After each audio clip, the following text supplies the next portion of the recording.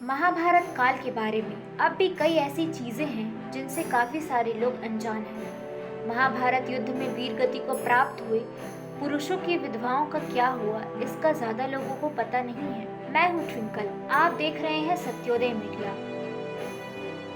हस्तिनापुर राज्य को जीतने के बाद युधिष्ठिर धर्म और न्याय से ही शासन करते हुए नजर आ रहे थे। युधिष्ठिर प्रतिदिन धृतराष्ट्र और गांधारी का आशीर्वाद लेकर ही सारे काम करते थे। इस प्रकार नकुल, अर्जुन, सहदेव और द्रौपदी भी धृतराष्ट्र और गांधारी की सेवा में लगे रहते थे। धृतराष्ट्र और गांधारी को पांडवों की शरण में रहते हुए 15 साल हो चुके थे। धृतराष्ट्र ने अचानक से अब वन प्रस्थान करने का सोचा।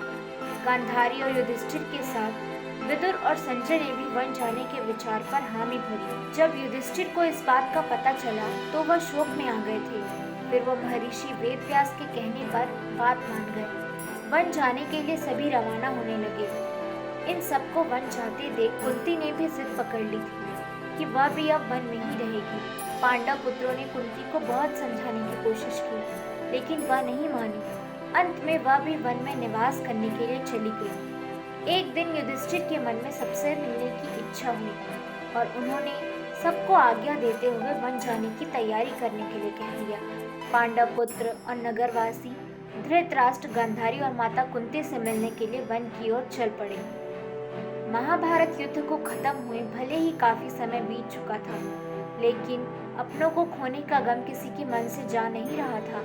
खासकर विधवा स्त्रियों का और भी ज्यादा बुरा हाल था।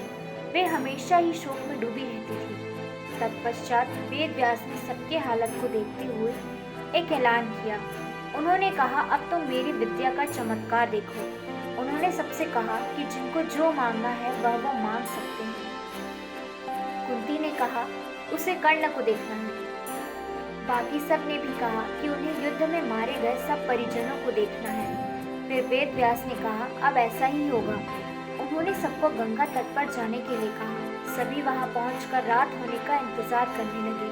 फिर वीर गति को प्राप्त हुए सारे योद्धा गंगा नदी से बाहर आते दिखे। सभी अपने परिजन से मिलकर खुश हुए। तब फिर महर्षि वेदव्यास ने विधवा स्त्रियों से कहा, जो भी अपने पतियों के पास वापस जाना चाहती है वह गंगा में डुबकी लगा सकती है। फिर जो स्त्रियां जाना चाहती थी वह डुबकी लगाकर गंगा में कूद गई। तो आज आपने महाभारत काल के बारे में एक अहम बात जानी है। आपको यह वीडियो कैसा लगा हमें ज़रूर बताएं। साथ ही अगर आपको किसी और विषय पर कुछ जानना है तो वह भी बताएं।